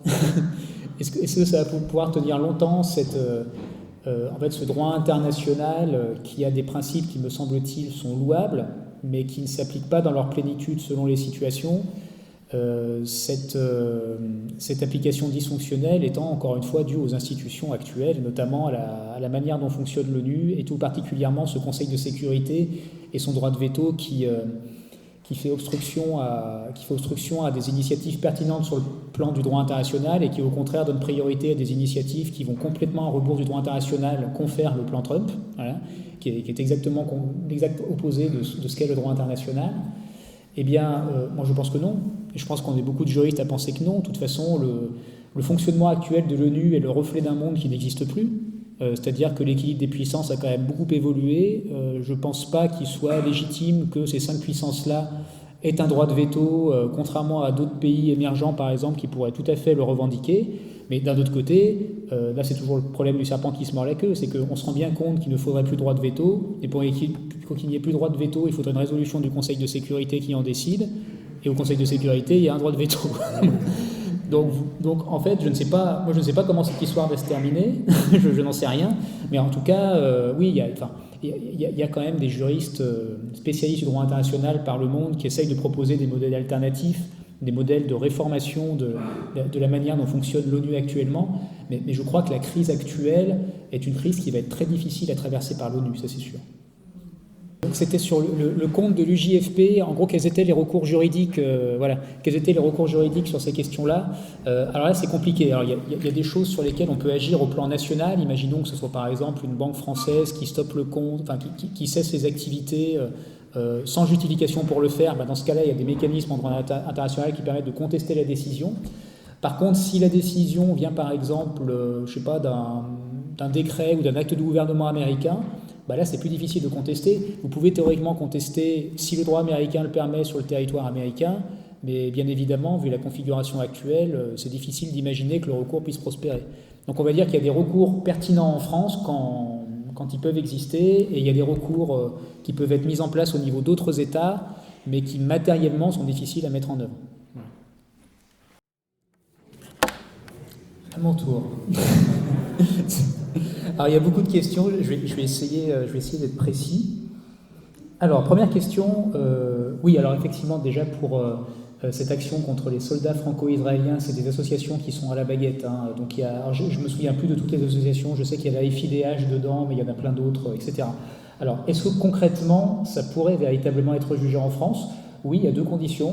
La première, c'est que ça soit suffisamment prouvé, et ça pose la question de comment on fait pour enquêter sur ce qui se passe à Gaza, sachant que bien évidemment, je ne pense pas que nos enquêteurs français ils seront les bienvenus, je ne pense pas que les demandes qui seront formulées à l'endroit d'Israël seront acceptées, mais tout de même, on a des éléments de preuve qui peuvent être des témoignages, qui peuvent être aussi des vidéos qui sont prises, donc ça peut suffire sur le terrain probatoire. Et la deuxième question, c'est est-ce qu'on arrivera à mettre la main sur ces personnes? Et mettre la main sur ces personnes, ça suppose alors soit qu'elles mettent les pieds sur le territoire français, qu'on soit au courant et qu'on les interpelle, soit qu'elles soient interpellées dans d'autres pays amis et qu'on demande leur extradition. Donc c'est possible. C'est possible. Je ne sais pas à quelle fréquence ça arrivera, mais en tout cas, c'est possible. Deuxième question. Ah oui, oui, alors en fait, j'allais dire exactement ça sur qu'est-ce qu'on peut faire. Oui, toutes les activités promues par le BDF me semblent être des pistes intéressantes qui, en plus, par le passé, dans d'autres contextes, je pense notamment au contexte sud-africain, ont pu donner leurs preuves. C'est-à-dire qu'à partir du moment où vous avez une expérience qui a pu fonctionner dans d'autres cadres, on peut très bien se dire que ça fonctionnera dans ce cadre-là aussi. Et d'un point de vue peut-être même plus intime, moi je considère que, comment dire, quand on est face à des forces qui semblent plus fortes que nous, contre lesquelles nous ne sommes que des petits, ça peut être décourageant, mais d'un autre côté, il y a une autre chose, et désolé, c'est très intime, mais c'est aussi notre conscience, quoi. C'est-à-dire que moi je considère qu'à partir du moment où, même si ce qu'on fait, c'est pas ça qui va faire renverser l'état du monde, mais à partir du moment où on essaye d'y contribuer en étant aligné avec notre conscience, c'est déjà une petite victoire. Voilà. Après c'est certain que comment dire, la cause n'est pas gagnée, mais de toute façon, je pense qu'il faut la jouer avec ce que nous sommes et ne pas renoncer à ce que nous sommes. Troisième question qui m'a été posée, ah oui, alors sur les Israel Files, comme on dit, qui sont révélés peu à peu par Mediapart. Alors moi j'ai vu que les 3 premiers épisodes, je ne sais pas s'il y a eu une quatrième publication aujourd'hui. Donc effectivement, c'est le ministère de la Justice israélien qui a créé une cellule qui est destinée à, en fait, d'une certaine façon, tenter d'influencer les procédures judiciaires à la fois au niveau international et dans différents pays, et la France est concernée. Et alors, quand je dis ça, c'est pas nécessairement, en tout cas, c'est pas présenté comme ça dans les documents Mediapart, c'est pas des interventions directes, par exemple, auprès d'un procureur où on va lui dire « Coco, tu arrêtes les poursuites contre ce soldat franco-israélien », c'est pas ça, c'est plus subtil, c'est soit des rencontres avec le personnel politique. Donc par exemple, il y a une rencontre qui est révélée dans ces dossiers-là entre un émissaire israélien et l'ancien garde des Sceaux Éric Dupond-Moretti sur la question justement du boycott.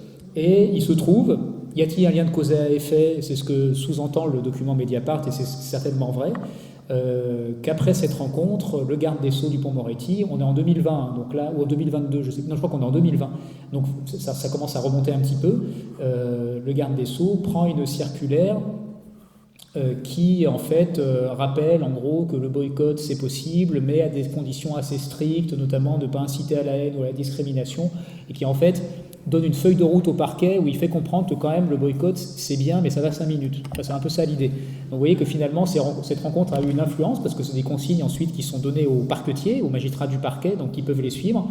Et les autres éléments problématiques, c'est qu'il y a des cabinets d'avocats français qui sont sollicités, alors à la fois pour donner des éléments d'expertise du droit français au ministère de la Justice israélien pour qu'ils savent à quoi s'attendre sur certains dossiers. Donc ça aussi c'est assez problématique, et qui par ailleurs sont des cabinets qui vont se prévaloir d'avoir la capacité d'avoir des échanges informels avec des hauts fonctionnaires français. Donc sous-entendu avec peut-être des représentants, de membres des cabinets ministériels, voire peut-être même avec certains parquetiers, donc certains responsables supérieurs du parquet, des procureurs. Donc là, ça ne veut pas dire que tout le système est vérolé, mais ça veut dire qu'il y a des tentatives visant à essayer de limiter les dommages pour les ressortissants israéliens à travers ces documents. Donc je vous incite à lire ces différentes publications de Mediapart.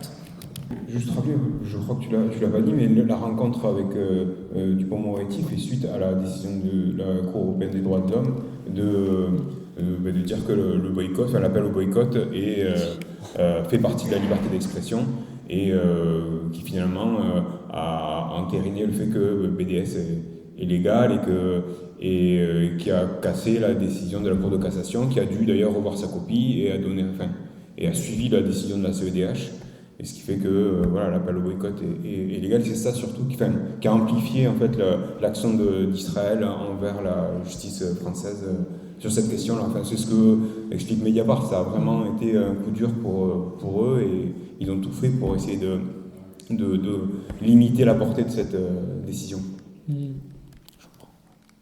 Oui, c'est ça, tout à fait. J'ai oublié de le mentionner, tu as raison de le rappeler. Donc c'est une décision vraiment fondamentale, et la circulaire dont je vous parle, elle ne vise pas à contrecarrer, elle ne vise pas à revenir sur la jurisprudence européenne, qui de toute façon est actée.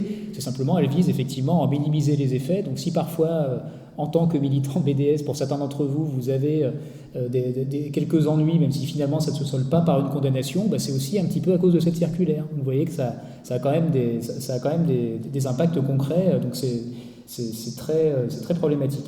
Et alors la question c'était, est-ce qu'on peut agir juridiquement contre ça ? Déjà, il faut continuer à boycotter dans la mesure du possible et de la loi. Donc dès lors qu'il y a, encore une fois, pas de discrimination ni incitation à la violence ou à la haine derrière, c'est légal. Donc en fait, il faut s'emparer de cet outil-là.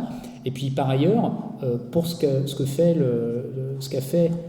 révèle Mediapart de ces actions du ministère de la Justice israélien, il est possible que quelquefois on aille chercher des infractions pénales en France, comme par exemple l'infraction de corruption ou trafic d'influence. Alors ça, il faudrait voir plus précisément les documents révélés par Mediapart. Pour l'instant, encore une fois, moi je ne connais que ce que la presse a révélé, c'est-à-dire 3 articles pour l'instant. Mais voilà, c'est quelque chose c'est des qualifications pénales auxquelles on peut songer. Sur le plan Trump, alors gros morceau, plan Trump, écoutez, pour pas être trop long non plus, je vais vous dire déjà globalement pourquoi c'est contraire au droit international. C'est contraire au droit international parce que c'est un plan qui se fait au mépris du droit des peuples à l'autodétermination. Parce que si vous regardez la place qu'occupent les Palestiniens dans le plan Trump, c'est simple, ce sont des habitants. Voilà. Ce sont des habitants. C'est les seules fois où ils sont mentionnés dans le plan, ils sont mentionnés en tant qu'habitants. C'est-à-dire, pour reprendre l'expression, il y a un très bel article qui est sorti récemment de Raphaël Maison, qui est également membre de Journey d'ailleurs, dans Orient 21, que je vous invite à lire. Et elle le dit très bien, elle dit « Dans le plan Trump, les Palestiniens sont considérés comme une population, mais jamais comme un peuple. » Et c'est exactement ça. C'est exactement ça. Et ils ne sont pas considérés comme un peuple. Et par ailleurs, c'est un plan qui, pour moi, je vais le dire, il s'auto-qualifie de plan de paix. Le fameux conseil qui devait être créé pour gérer Gaza de loin, qui s'intitule Conseil de paix, en vérité c'est un conseil d'occupation, ou conseil de spoliation, c'est ce que dit aussi Raphaël Maison, je suis d'accord avec elle, conseil de spoliation parce que l'objectif réel, c'est de mettre en œuvre le plan Riviera qui avait été annoncé par Trump il y a 1 an, suscitant des récriminations unanimement partagées, mais aujourd'hui ces récriminations étaient bien soigneusement rangées au tiroir pour valider ce plan-là qui finalement ne fait que prolonger cette idée, de manière mieux maquillée peut-être, mais il ne fait que prolonger cette idée. Je peux vous donner désolé, mais j'avais préparé ça, j'avais pris quelques extraits du plan. Alors déjà, je vous donne les parties qui sont le plus problématiques. Alors, vous savez qu'il y aura une force de stabilisation qui sera mise en œuvre justement pour assurer la bonne exécution du plan Trump. Le but de la force de stabilisation est d'assurer, alors je vais vous lire le plan Trump, là je cite, la démilitarisation de la bande de Gaza, y compris en procédant à la destruction des infrastructures militaires terroristes et offensives, en empêchant qu'elles soient rebâties, ainsi qu'en veillant à la mise en service définitive des armes des groupes armés non étatiques. Donc déjà, on sent que c'est en fait une manière de mettre la coupe sur Gaza et de s'opposer à toute forme de résistance armée, alors même que la résistance des peuples qui vivent une colonisation ou une occupation illégale est garantie par le droit international, y compris sous sa forme armée, du moment qu'elle ne dépasse pas certaines limites. J'y reviendrai après quand on parlera du rapport d'Amnesty International, mais sous réserve de ne pas dépasser certaines limites, de ne pas être excessive, dirons-nous, eh bien la résistance armée est garantie par le droit international. C'est une forme de résistance que peuvent utiliser les peuples dans certaines limites, mais j'y reviendrai après. Ensuite, si je poursuis, il s'agit également de déradicaliser Gaza, c'est expressément dit dans le plan. Alors ça veut dire en fait que vous avez une population qui a subi plus de 2 ans de génocide et la première priorité c'est de la déradicaliser, c'est quand même assez spectaculaire.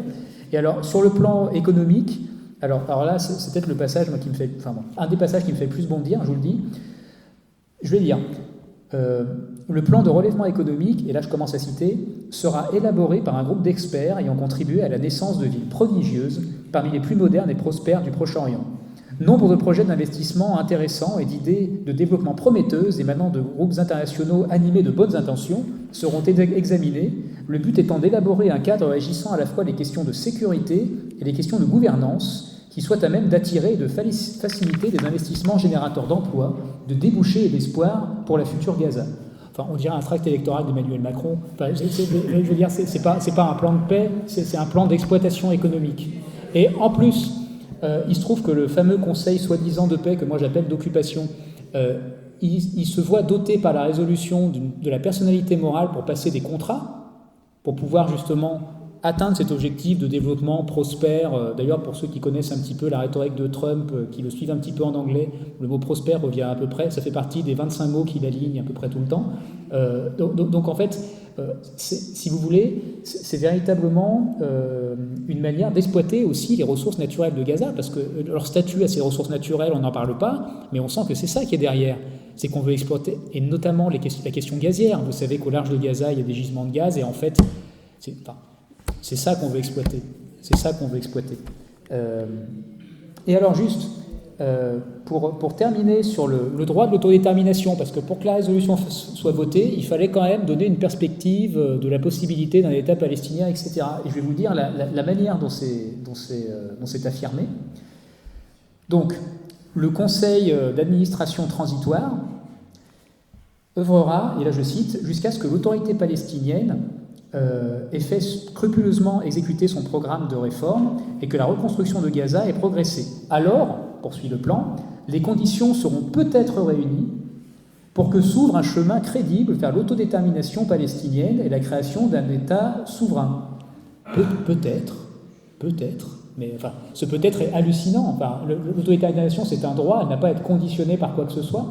Donc ce peut-être est totalement hors de propos. Et en plus, cette autodétermination, si elle existe, du coup, vous aurez compris qu'il y avait un peut-être, n'aura lieu qu'en instaurant, là je cite, un dialogue entre Israël et les Palestiniens pour qu'ils conviennent d'un horizon politique, pacifique et prospère. Donc c'est une autodétermination, mais avec un partenaire qui est Israël. C'est plus vraiment une autodétermination. Bon bref, je m'arrête là, mais je vais juste dire une chose. Enfin, regardez vraiment cet article de Raphaël Maison, parce qu'il y a une question qui se pose, c'est, juridiquement, elle vaut quoi cette résolution ? Parce que c'est une résolution de l'ONU qui contrarie le droit international. Donc en fait, c'est quoi la hiérarchie des normes ? Est-ce que c'est la résolution qui prime ou est-ce que c'est le droit international ? Eh bien, selon Raphaël Maison, qui est du coup membre de notre association, comme l'ensemble des membres de notre association, nous on considère que cette résolution ne prime pas sur le droit international, tout simplement parce que le Conseil de sécurité de l'ONU n'a pas pour mission de dire le droit. Il n'a jamais eu pour mission de dire le droit, c'est pas sa fonction. L'organe des Nations Unies qui a pour fonction de dire le droit, c'est la Cour internationale de justice. C'est pas le Conseil de sécurité de l'ONU. Donc ça veut dire, si on poursuit notre raisonnement, que tous les contrats, par exemple, qui seront passés par ce conseil d'administration, soi-disant conseil de paix présidé par Donald Trump, où il y a son nom d'ailleurs dans le plan, et il y a le nom de Tony Blair, qu'on ne sait pas ce qu'il vient faire là, enfin, c'est vraiment... Et bien, pour nous, les contrats qui seront passés seront des contrats nuls. Et ça va donner lieu, si c'est exécuté, à un certain nombre de contentieux devant les juridictions françaises, et pas que françaises, et aussi au plan international. Donc là, affaire à suivre, on verra comment ça se joue.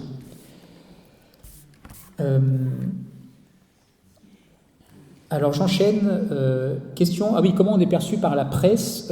Alors pour l'instant, ça va. Pour l'instant, ça va. Alors vous vous doutez que bon, les principaux médias qui nous ont sollicités au tout départ sont plutôt des médias, on va dire amis. Hein. Par exemple, on a souvent été interrogé par l'Humanité, on a souvent été interrogé par Le Média, etc. Mais petit à petit, on a pu avoir à s'exprimer dans d'autres médias. Le Monde, on signe beaucoup de tribunes dans Le Monde. On parle beaucoup de nos actions, notamment l'action par rapport à la prévention du génocide dans le journal Le Monde. Et ponctuellement, en fait, vu on est arrivé à se créer une espèce de statut de juriste spécialiste de ces questions-là, en fait, on est régulièrement interrogé, y compris, je sais pas, par BFM TV, par exemple, qui parfois nous demande notre avis. Donc on est content quand ils nous demandent, parce que ça évite de demander l'avis à d'autres dont l'avis n'est pas forcément recommandable et généralement totalement faux. Donc en fait, voilà, on est plutôt, pour l'instant, bien vu par les médias, et pour l'instant, on n'a pas été ciblé outre mesure, en tout cas de manière officielle par Israël. Dans tout ce qu'on a, mais bon, ça c'est pour tous ceux, je crois, qui embrassent la cause palestinienne, c'est qu'on a quand on fait un post sur les réseaux sociaux, vous imaginez la shitstorm qu'on se prend à chaque fois. A fortiori, quand des membres de notre association qui s'expriment ont un nom à consonance arabe, alors là, c'est la shitstorm multipliée par 10. Mais mis à part le procès en antisémitisme, etc., vous imaginez bien, mais mis à part ça, ça va. Pour l'instant, ça va. Après, avec la montée en puissance de nos actions, notre visibilité accrue, on se prépare à subir quelques coups qui sont plus importants que ceux qu'on subit aujourd'hui. Bon, il y a une question que je n'arrive pas à relire. Oui, Amnesty, c'est la dernière, mais j'en avais une autre avant. Ah oui, la question des jumelages. Alors, je ne sais pas si vous parlez d'un jumelage en particulier. C'était l'idée. Non, mais bien évidemment. Enfin, à partir du moment où on constate que le jumelage, d'une façon ou d'une autre, peut être perçu comme quelque chose qui va favoriser une situation illégale, que ce soit la situation de colonisation ou que ce soit d'autres crimes, génocide, crimes de guerre, crimes contre l'humanité, torture, moi je considère que ce sont des choses qui sont à réviser. Donc voilà, il faut voir au cas par cas, mais je pense que c'est effectivement problématique, de la même façon qu'au niveau universitaire, par exemple, il est problématique de continuer à entretenir des liens avec des universités qui sont de cheville avec l'armée israélienne. Voilà. C'est des partenariats qu'il faudrait de toute urgence interrompre. J'avais des questions plus précises sur la Cour pénale internationale, enfin très précises. Est-ce qu'elle peut juger par contumace? Non. Voilà, pour une fois, j'aurais fait une réponse courte. Non.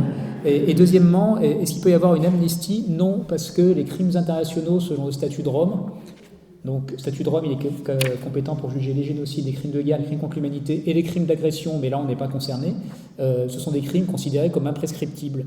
Donc, à partir du moment où il n'y a pas de possibilité de les prescrire, par analogie, on doit considérer qu'ils ne peuvent pas faire l'objet d'une amnistie. Donc, de toute façon, une loi d'amnistie pourrait peut-être jouer dans un cadre national. Si Israël, par exemple, prend une loi d'amnistie contre certains de ses ressortissants, ça vaudra en Israël, mais ça ne vaudra pas devant la Cour pénale internationale. Et enfin, alors je termine par le plus compliqué, la question du rapport d'Amnesty International. Donc oui, alors la qualification juridique des actes commis le 7 octobre 2023, je précise toujours 7 octobre 2023, parce que des 7 octobre, il y en a eu avant. Depuis 1948, il y en a eu des 7 octobre. Donc moi, je parle du 7 octobre 2023. Eh bien, si je me positionne en tant que juriste, je vais reprendre en fait l'argumentaire qui est développé, d'ailleurs je vous invite à le regarder, par Monique Chemillet-Gendreau, qui est une juriste imminente et qui est membre également de notre association, de nos conseils scientifiques. Et elle le dit très bien, elle dit « Le droit international, comme je l'ai rappelé tout à l'heure, garantit aux peuples qui vivent sous occupation illégale le droit de résister, et dans cette résistance figure notamment l'usage de la force armée. Mais dans certaines limites encadrées par le droit international, et notamment l'interdiction de commettre les crimes internationaux que sont génocide, crimes de guerre, crimes contre l'humanité. Et pour reprendre ce que disait Monique Chemillé-Gendreau très récemment sur une chaîne YouTube qui s'appelle Élucide, je ne sais pas si vous connaissez, mais son interview est vraiment magistrale, hein, je vous invite vraiment à la regarder. Elle dit, écoutez, si le Hamas s'était contenté ce jour-là de s'en prendre à des cibles militaires, on aurait pu considérer probablement que ça faisait partie, c'était intégré à son droit de résistance à l'oppression sous la forme armée. Mais c'était partie des soldats israéliens. Par contre, à partir du moment où on constate qu'il y a des civils qui ont également été ciblés ce jour-là, en droit international, on doit conclure qu'il s'agit effectivement de crimes. Et je crois que le rapport d'Amnesty International va également dans ce sens-là. Ça, c'est le point de vue c'est, me semble-t-il, le point de vue du droit international.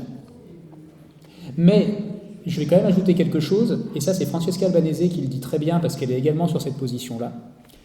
Elle dit le fait qu'il y ait eu, aux yeux du droit international, une action de résistance à ce moment-là illégitime, ne rend pas la résistance en tant que telle illégitime. Donc la résistance peut et doit continuer, y compris aux yeux du droit international sous la forme de la lutte armée, dès lors que cet usage de la lutte armée ne déborde pas sur la commission des crimes dont on vient de parler. Voilà. On va poursuivre. J'ai juste oublié de mentionner, alors désolé, je fais un peu encore une fois la promo de l'association, c'est simplement que toutes les actions qu'on mène au niveau de cette association sont faites pro bono, donc ça veut dire déjà que je ne sais pas si vous êtes confronté à une situation particulière en lien avec tout ce que j'ai pu dire, vous pouvez nous contacter et on vous défendra pro bono, voilà, dans la mesure de nos compétences, voilà, et si c'est bien dans votre champ d'action. Et justement, vu que c'est pro bono, ça veut dire qu'on doit chercher des financements. Et il se trouve qu'on a lancé un appel aux dons il y a une semaine à peu près, donc vous pouvez nous retrouver donc, sur nos réseaux. Donc si vous allez soit sur Instagram, soit sur LinkedIn, etc., vous nous trouvez. Et il y a notre page internet, Jordi, vous tapez Jordi dans le moteur de recherche, et si vous le souhaitez, vous pouvez nous aider. Voilà.